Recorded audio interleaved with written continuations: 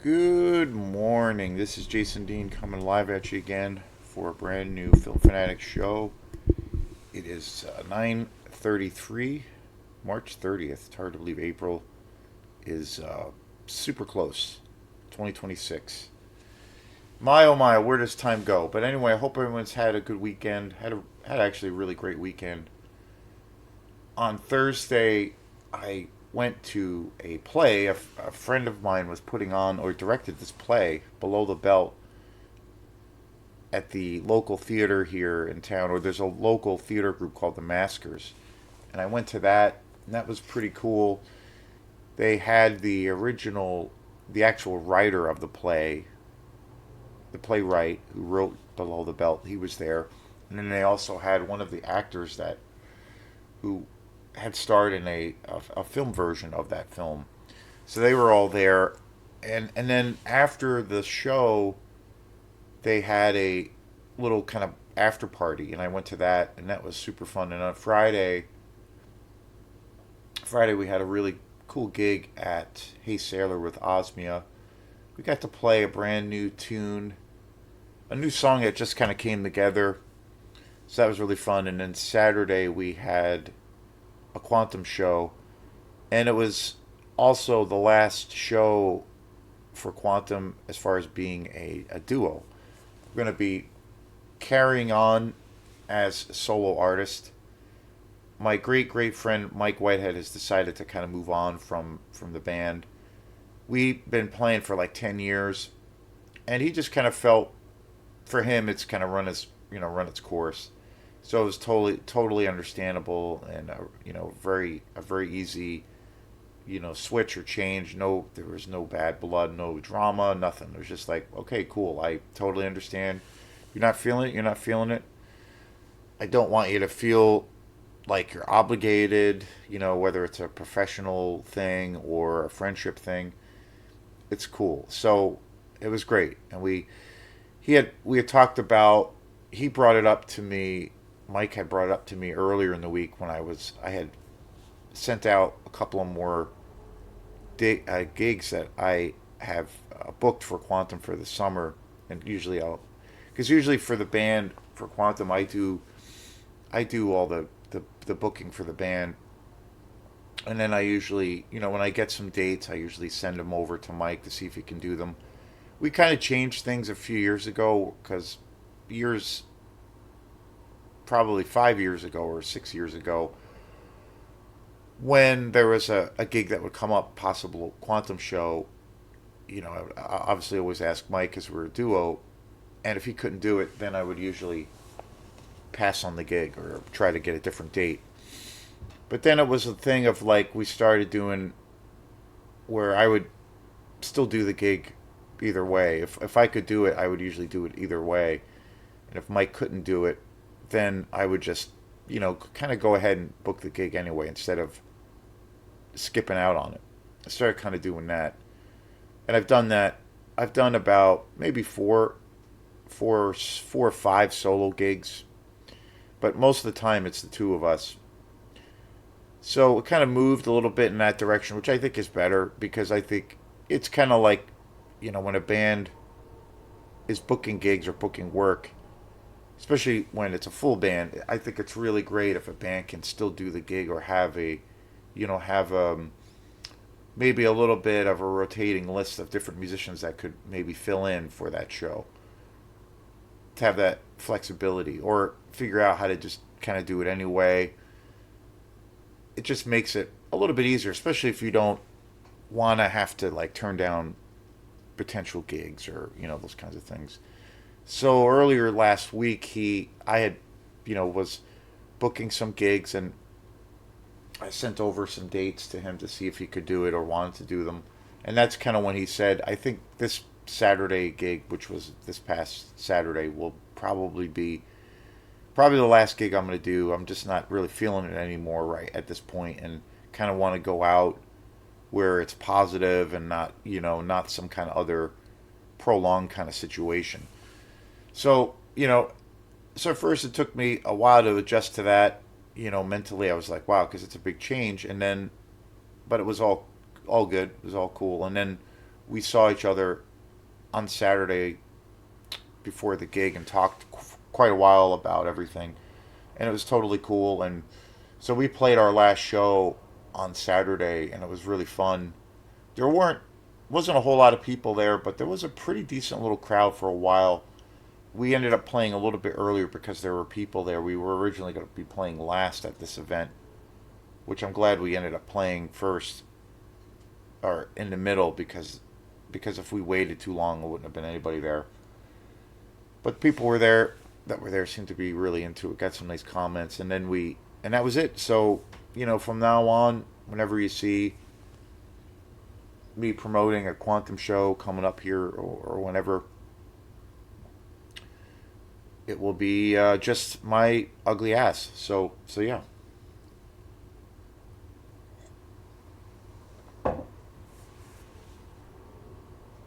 So today is on a movie that I've been actually wanting to see. I didn't realize what this movie was about, and also I didn't realize who the director is.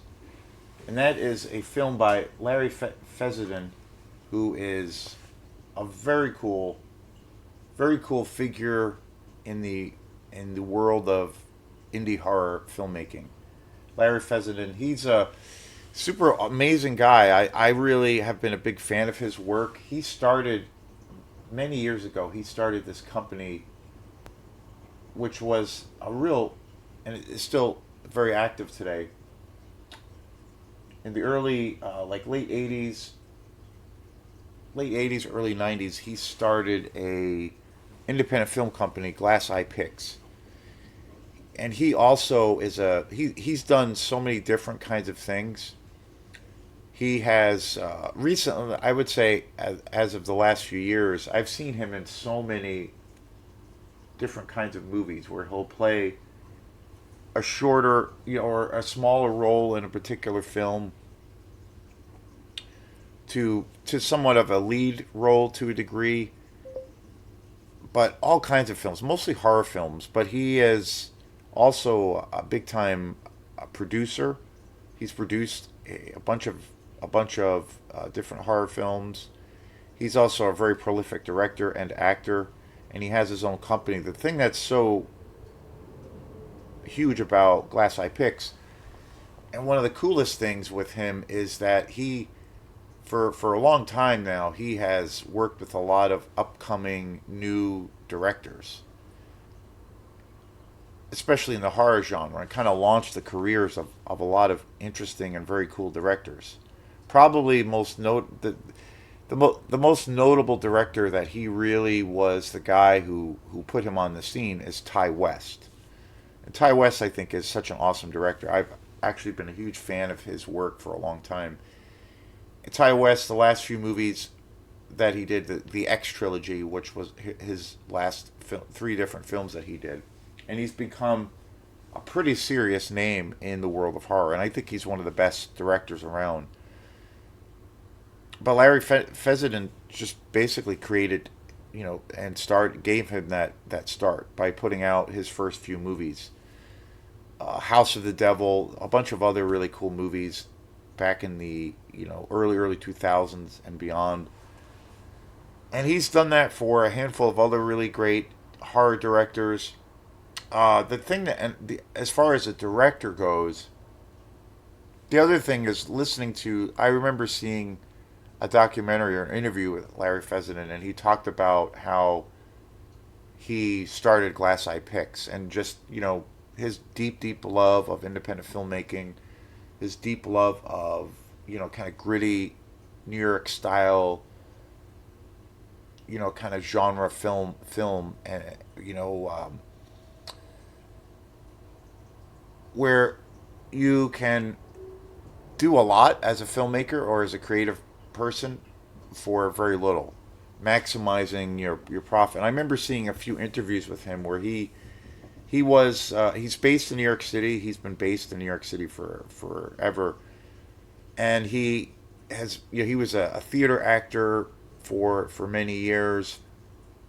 He did all kinds of different smaller film gigs, if you will, like TV shows and all of these different things. But he was an off Broadway theater actor worked in all different kinds of capacities, and then he eventually started Glass Eye Pix. The best, and then he again he's a really great director.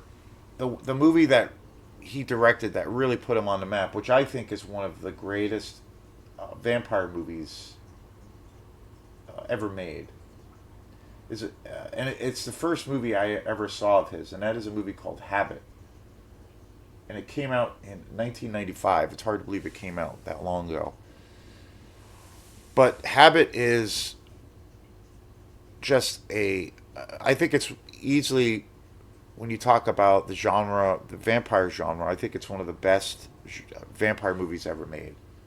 Larry Fessenden is also the star in that movie. He's a really great actor. I think he's been in so many different kinds of films. One of the more kind of big budget films that he was in recently, or last couple of years ago, was one of the last Martin Scorsese films, Killers of the Flower Moon. He's in that, but he pops up in so many different kinds of movies, making these cameo roles or cameo appearances, and sometimes, bigger roles.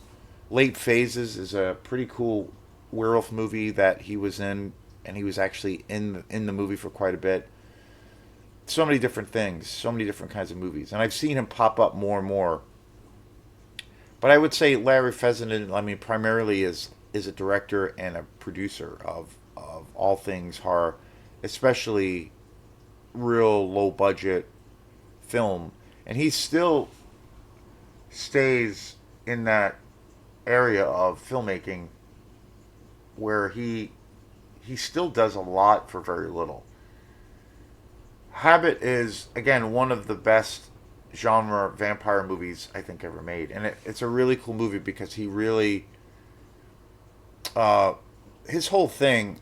I've seen lots of interviews with him. His whole thing is he first and foremost. I mean, he primarily makes all horror films, but he likes to kind of keep things relatively grounded and kind of the tragedy or the tragic aspects of of the human condition. So a lot of his stuff is based kind of in reality, even if it's say films that are kind of dealing with monsters, if you will. Everything is kind of grounded. I mean, with with that movie, The Habit, which was the first movie I ever saw of his, I think that movie's a masterpiece. It really deals with kind of alcoholism and ties it into the whole kind of vampire aesthetic and the whole, all the symbolism and metaphor that could entail or that it does entail. Really cool, really interesting, super low budget. It's kind of like, I don't know, it makes me, his films are always, they're totally like, Larry Fessenden's films are very much like a New York film. Like, I feel like, it's like Taxi Driver, but as a vampire movie. It's kind of got that real gritty flavor to it. It's kind of seedy. It shows the not so nice aspects of living in the biggest city in the world. And he keeps he shoots most of his movies in New York City as well, and he's still based there. But really, really cool. So he put out this movie that I did not realize that it was his film, basically, that he had directed it.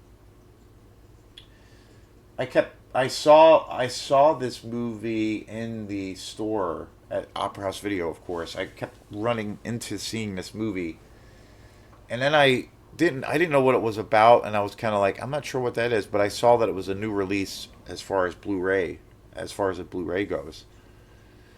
And then I somehow read, or I came across an interview with Larry Fessenden fairly recently, randomly, and he was talking about, his films, some newer projects he's been working on. In the last few years, I've seen him more in the press because of Ty West's career and the success of the X trilogy, which is awesome.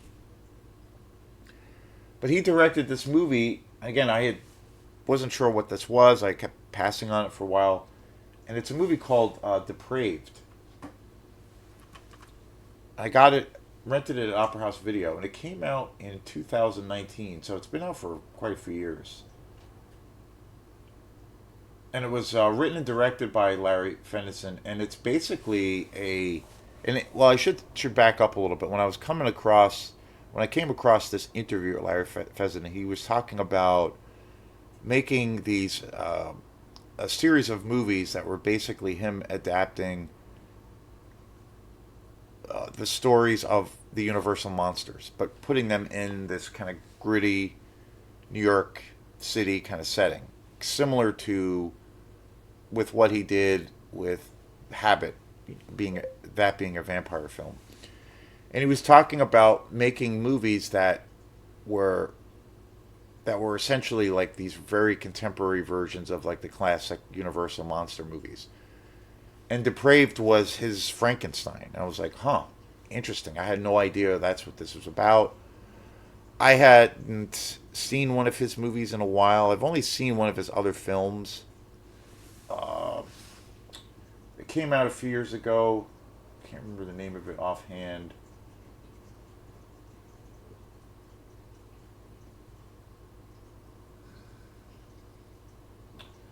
The Last Winter. Yeah, The Last Winter was, well, pun intended, the last movie of his that I saw, and that came out in 2006. It's kind of a psychological horror. Pretty decent movie. I liked it. I didn't think it was particularly, I don't know, all that great. I mean, I feel like Habit, the thing with Habit is it's kind of like his Reservoir Dogs. Like you have a director, in this case, as an example, Tarantino, just knock coming out of the floodgates, coming out of the cage with something as spectacular as Reservoir Dogs. It's going to be hard to top. Like that is like all guns blazing. Of course, with Tarantino, I'm a huge fan of his work, and I mean his films are pretty damn consistent. Pretty damn consistent. I love most of his films. The only movie of his I'm not a huge fan of is Death Proof. But other than that, I think he's pretty consistent and has done some amazing films. And I think I make that kind of comparison, or Larry Fessenden, with Habit, because I think Habit is such a good fucking movie. So it's going to be hard to top that, or to kind of like, keep that consistency, because I feel like Habit was one of those movies he put so much love and passion into it. It was such a passion project, and you can see it on the screen. And I remember, watching The Last Winter, and again, it's okay. It's kind of like a psychological horror film, and I saw it a few years ago. It's got a little bit of this kind of environmental horror thing thrown in, and I think it was like shot in kind of this very cold, wintry setting. I remember being okay, pretty decent, but it wasn't. It was okay. I thought it was okay. It was pretty good, but again, it was very, very low budget. Definitely an independent film. Even though I would say Larry Fessenden has definitely, he's still kind of this cult figure in the world of horror. He's still, and he has become. His career has gotten really huge. Glass Eye Pix has become very successful. Well, I don't know if I'd go that far and say he got really huge, but he's made big. He's really built a name for himself, and he's crossed over to some degree. He's been, I would say, as an actor, he's been in some bigger budget films, and he's gotten more notoriety. And of course, bringing all of these some really great directors to the world of horror, most notably to Ty West. So he's definitely made a mark, and he's definitely known now compared to say when Habit first came out, where he was this tiny little independent filmmaker in New York City making these really gritty movies. So Last Winter was okay. I remember being pretty decent. It wasn't as good, and it's like it's a hard. it's a hard act to follow. It was still a different, again, it was a different kind of a film, but still a genre film in regards to it being still a horror film. So I rented Depraved, which is his Larry Fessenden kind of modern, kind of contemporary version of Mary Shelley's Frankenstein. And I got the Blu-ray version of it, which is really cool. I was really surprised that they had that there because, and again, Depraved. I would say overall, I really like this film. I kind of have these weird, I don't know, I kind of have these weird reservations around it though. But I did like it, and I felt, considering there's a lot of layers, there's a lot going on in this movie. Is the best way I can say it. There's a lot going on, and I think it is interesting how he took. I think it's really in a somewhat abstract way. It's very close to Mary Shelley's Frankenstein, the original source material, but very much, put in it's all it's the Frankenstein story set in New York City, so it's very different. It is an entirely different kind of an aesthetic. It's very modern. It's very urban, of course. Very, very low budget. This movie has got such a low budget. It definitely has that feel and aesthetic to Habit, where it's super low budget. And I saw some interviews with Larry Fessenden after. There's a really cool special features component to Frankenstein, or I'm referring to it as Frankenstein. There's a really great special features, a documentary that I just kind of started watching that I'm going to finish up tonight about the making of Depraved. And Larry Fessenden basically had his entire family uh, make this movie, which is really interesting. Like his sons and his daughter, they also all work at Glass Eye Pix, the company, and they also distributed it. So it's very much in step with kind of what he's known for, like as a kind of a guerrilla filmmaker, like guerrilla filmmaker. Very low budget, very independent, and it looks really good. And it's one of those movies that I'm kind of amazed that he was able to pull this off because it's pretty ambitious. There's a lot of stuff in this movie, but it's also very, very. I was surprised on how close this movie actually is, even though it's very, very modern and it's essentially set in New York City. It's really, really close to the novel, to Mary Shelley's book. It really is. The cast is pretty good. I was impressed.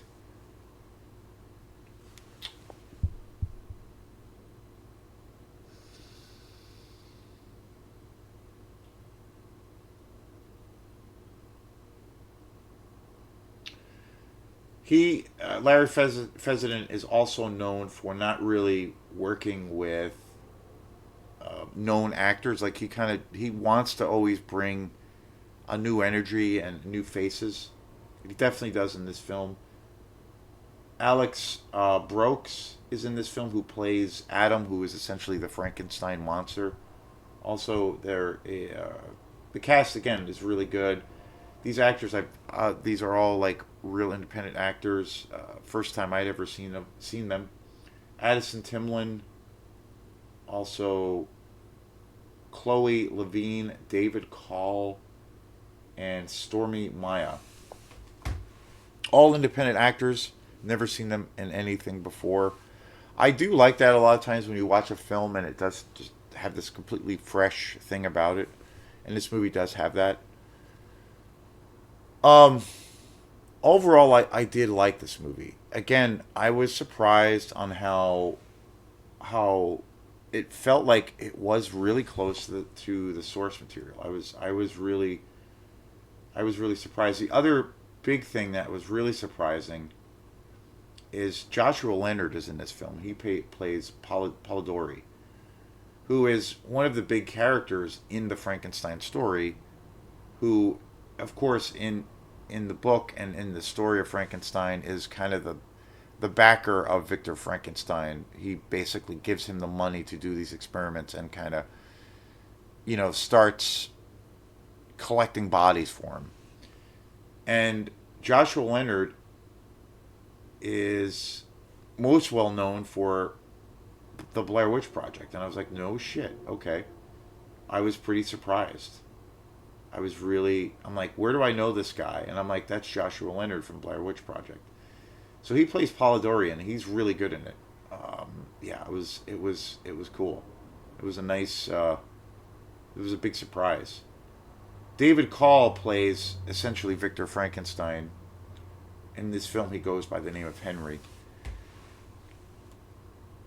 And I thought this movie was really ambitious. The thing that threw me off, though, I will say, and I don't know, like, I saw this last night, and again, this is a big movie. It's a big, it's the retelling of a classic story, but in a very unique way. I will say that this movie has a very unique approach. It does feel really, really modern. There are things about it that are new, some fresh ideas. But at the same time, I was very surprised on how close this was to the original story. I just recently got. I'm a massive Frankenstein fan. I read Mary Shelley's Frankenstein usually. I've read that book many, many times. Every few years, it's always one of those books I revisit. I also just recently bought, which I saw for the first time, Frankenstein: A True Story from, was it 1973, which was a British TV movie. Which, for my money, it's the best version of Frankenstein I've ever seen. Just love that movie. I saw it on a whim on YouTube on the Crypt. Oh man, what is now? I can't remember. But I was watching this YouTube channel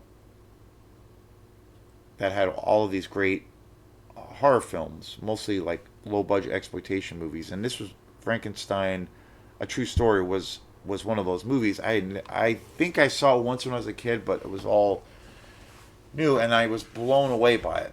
And it's a period piece, but it's so good. It's amazing. Just an incredible cast, the whole thing, and it's really old, and it's just so great. And I got shortly after watching it, I bought it on Blu-ray, and I have a beautiful edition of that on Blu-ray. And now I will have to say it's my favorite version of the Frankenstein story I've ever seen. And then just earlier this year, Guillermo del Toro's Frankenstein came out. So there's been a lot of Frankenstein stuff happening here at Film Fanatic headquarters. Um, Overall, I like this movie, but there's something odd where I kind of feel like I don't quite know what it is, but I do feel it is similar to Habit, which is by far the best movie Larry Fessenden ever done. I mean, that movie I just think is a masterpiece.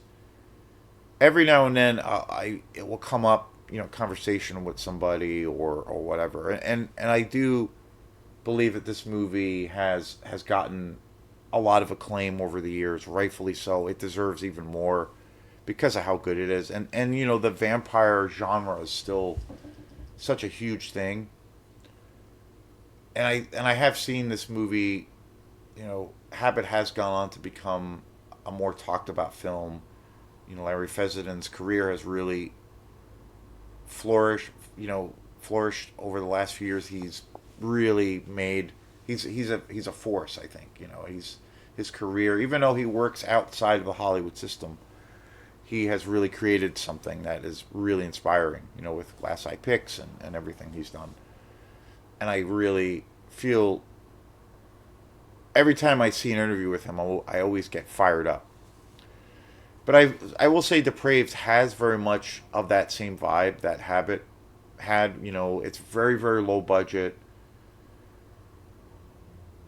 It's got that, you know you're in New York City. It's very grimy. It's super low budget. And for what it is, I mean, telling a story, a classic story like Frankenstein that has been told so many many times, and in most of the cases, a lot of those Frankenstein movies have a very high production value because it's got that kind of epic scope to it. So a lot of the times that's more or less needed. So it's kind of inspiring that Larry Fessenden was able to do something of that scale or that scope, but with very little money. And it very much has that aesthetic of Habit, which I really love. I love the grittiness, and I do love that it very much is this. Well, it's very true to the book. I felt like that was my first impression, but it gives you a lot of new things. It goes into to some very different directions. It's got this very fresh kind of approach. I think the cast is pretty good. Joshua Leonard's really good in this. The lead who plays Frankenstein or Adam is pretty good too. And it does go into. I mean, Larry Fessenden always says too. Whenever he makes horror films, he feels essentially they're just really about these very sad and miserable uh, human beings that are on the brink of death. And most of his films they're horror films, but they're about tragedy and grief and facing death. And but he tries to make, and he's talked about this too in interviews, where he tries to take on these horror movies or horror projects that obviously do have a fantastical element or fantasy element, but he tries to make his characters, and in this case, classic monsters. He tries to take those things and make them really grounded, and so it, in this very grounded kind of guerrilla sense of of being a filmmaker. And so all of his films are very grounded in that way, even though they can be very fantastical. I mean, Habit's a perfect example of that. So, but Depraved, I thought it was really good. I loved some of the music. The way it's shot was really beautiful.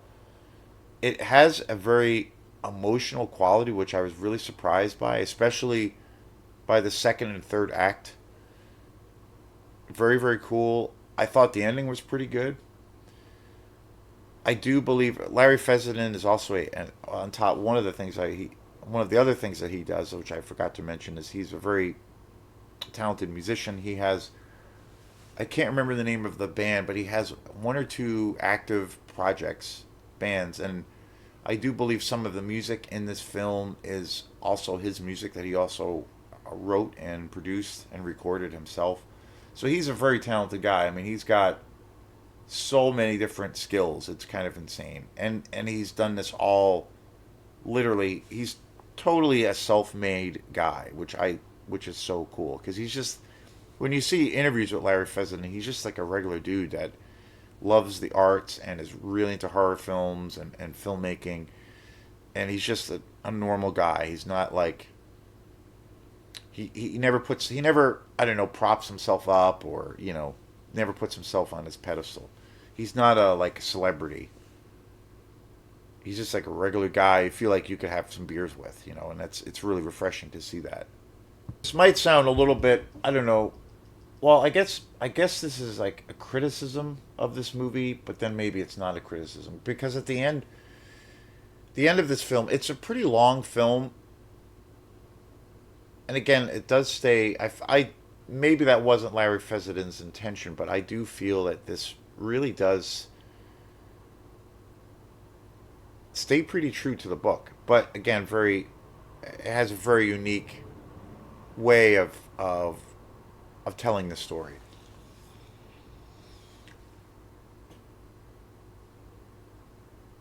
And by the end of this film, I felt emotionally drawn to this movie. I felt like it was kind of heartbreaking, kind of depressing.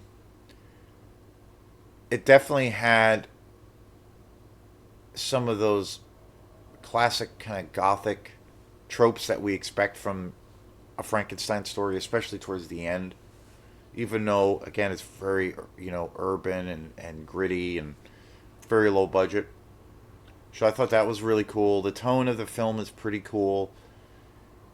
There's also a lot of, well, before I get back into before I say what I was going to say, there's a lot of kind of POV, or like there's a lot of perspective from the Frankenstein monster, as far as him realizing that he is not, that he's undead, or he is not a human being anymore, and him, where he's essentially kind of being taught on how to read, how to observe life, how to be human by Dr. Frankenstein. And also Polidori, Joshua Leonard's character, where that was a big thing of in the original source material. Once Frankenstein's monster is created, he is exposed to human life and art and culture, and trying to learn about the world. And so the movie Depraved really has a big time kind of focus from his perspective of him trying to kind of engage and understand this strange world, because he is essentially back from the dead, which I thought was interesting and pretty cool. And there's a lot of, I don't know, kind of computer generated graphics that are a part of it, that was a little bit, I don't know, it was a little bit off-putting, or I don't know if it looked all that great. I don't know. It was a little bit weird, but I thought it was also at the same time, because it's from the perspective of Adam, who is essentially Frankenstein's monster, of him like trying to understand the world and getting these pieces of how he was created, like realizing, getting these bits of information, and then him eventually he arrives to a place of where he understands what's happening, and kind of the horrible things that happened to him, and how he got to where he is. So it's kind of told from his perspective, which is cool and interesting. But I kind of felt, I don't know, I had some weird reservations about how it was shown. I don't know. Maybe it was because there's a lot of like computer graphics and that like are cool, but then I don't know if it looks all that great. I don't know, but I thought, again, overall I was for the ride. I enjoyed it. It had a, a lot of emotion to it. There was a thing in this movie that really threw me off, especially early on. There's a the very opening to this film, to Depraved, which is probably not very long, maybe 10 or 15 minutes. We are brought into the world, and there are where there's these two characters that are a couple, and one of the characters is celebrating his birthday, and he basically, this whole opening sequence with this boyfriend and girlfriend. I believe they're at her apartment, and it is his.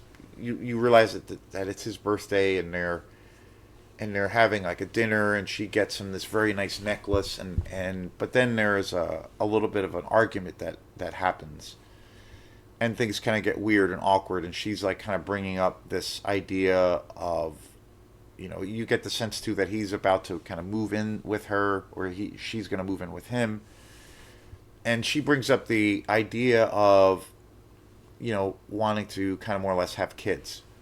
And it leads to this kind of argument, and it gets really awkward, and it's on his birthday, and it gets really kind of messy and complicated.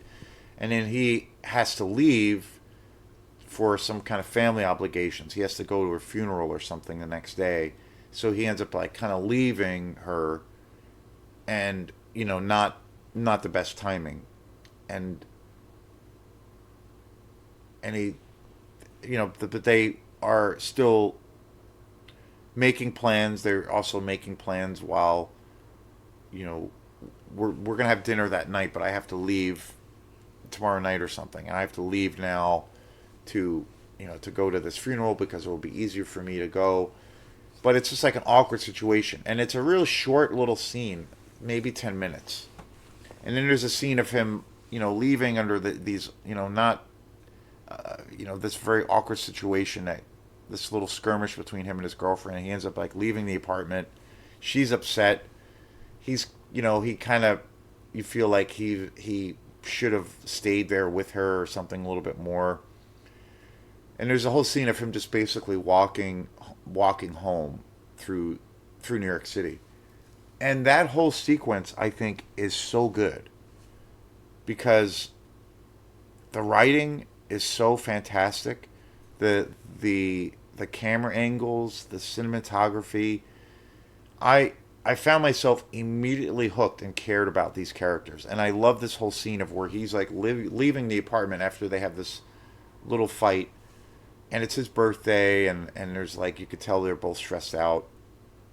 And there's a scene where he's walking down New York City, somewhere in New York City, and you get a sense of right away that you're in New York City.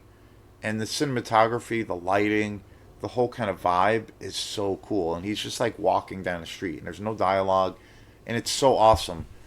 And then there's a scene where he, like, out of the blue, he gets murdered, and then essentially his name, he wakes up after, right after this brutal killing happens. He wakes up in this strange room that looks like it's a some kind of laboratory, and this is where you get introduced to him as Frankenstein. And it happens really quick, and then the story is about, from there you realize that this guy was, or is, the Frankenstein monster. And he wakes up, and he is, it's kind of like him being born into the world. And then slowly over the course of the film, you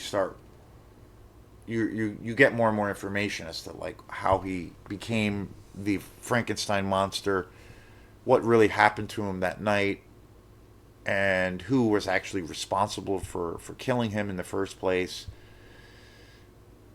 You never see anything until quite a ways into the movie, in regards to his girlfriend, because I feel like in the beginning the chemistry that they have is incredible.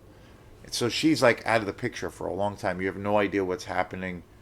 You don't know about like how she finds out, whether this or that. She's just kind of out of the picture, and that story's gone. And when they go into the story of how he arrived and how he went through these terrible things, and his realization that he is this monster, he's not human anymore, and then the character of Victor Frankenstein, more or less, and then also Polidori, and kind of the emergence of the story of Frankenstein. When you see that, and when you're experiencing that, it is really good, and it's told in a very unique way. And again, it goes really heavily into this whole kind of perspective from the Frankenstein monster. But I will say, like, my initial reaction when it was kind of this quiet introduction, but with really great dialogue. It was really short, but it was just like, man, I felt like this is really good. Like the tone of it, the music, this whole little setup, this little scene or scenes with these two characters, that was really good. And then him walking, like, I don't know, and then it just felt so abrupt. And I know that was the intention of, suddenly he's like, bam, you're in it. Like, it went from like 0 to like 35 or 3,500, 35,000, like in a second. And it did, once you got to that place, I felt like, yeah, it did make sense, and it was really a great explanation. They really, you know, got into all of the details as to how he arrived and how he was born or brought back from the dead with these characters. And again, it does stay pretty close to the source material. I was really surprised, but I liked it. A lot of the key points in the story they definitely focus on in this movie. But I don't think it's as good as Habit. I still don't think it's as good as Habit. I think it's really good. I think it's better than The Last Winter. But there's something I don't know. I don't know quite know what it is. I think my first reaction to when there was this big abrupt, you know, kind of shocking thing of where he gets killed out of nowhere was that I felt like, and I think that was the intention. I think that's what Larry Fessenden wanted you to experience is the shock of him just being randomly brutally murdered, which I get. But I also felt when it happened, it like I felt like the rug got pulled from underneath me. Like it was so disorienting and so like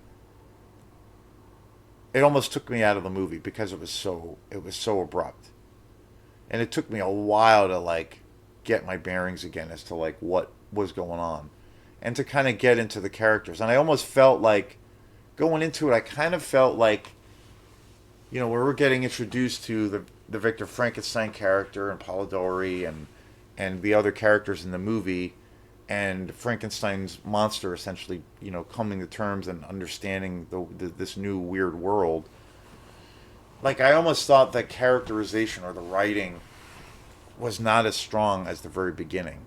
Like it just felt off, and it just felt a little bit too, I don't know, like the tone was too different, and I don't know. But then, I found myself really enjoying the movie, and I was really surprised. And it is a very unique, definitely a very unique telling of this classic story. And overall, I liked it, but I kind of reservations about it a little bit. I don't think it's as good as Habit. I wouldn't say that because Habit is such a damn good movie. So I don't know. I mean, as a director, this is the third movie of his that I've seen, and I really do feel that at the end of the day, Habit really does outshine his other work. I still love Larry Fessenden. I think we need more people like that in the film business. So yeah, a little bit of a mixed review, but again, I don't know, I don't really have a concrete, I don't really have concrete examples as to why I feel like it's mixed. It just feels like the tone of it was shifted for me, and I did feel at one point while I was watching this movie, after it was maybe 10 or 20 minutes after this big shift of where he gets murdered like just out of nowhere. I did feel that the movie kind of dragged a little bit. I felt like the movie was a little bit long. I got a little bit tired, and then it kind of kicked in again, and but I felt like it did drag a little bit, and I kind of felt maybe this movie got a little bit bogged down or marred or bogged down or weighed down too much by this really ambitious way of telling the story from the Frankenstein's monster's perspective. Like maybe that was a little bit too much or too heavy-handed, and it kind of got in the way of the story. I don't know. Maybe that's it, but I would still say I would recommend this movie. It's very well directed. The cinematography is really great. The music, there's some really beautiful music in it. There is a pretty high emotional kind of quality to it. It's very tragic. It's very depressing. This movie is super depressing, like most of his work. But I would recommend it. But I wouldn't say it's as good as Habit. Yeah. Anyway, peace.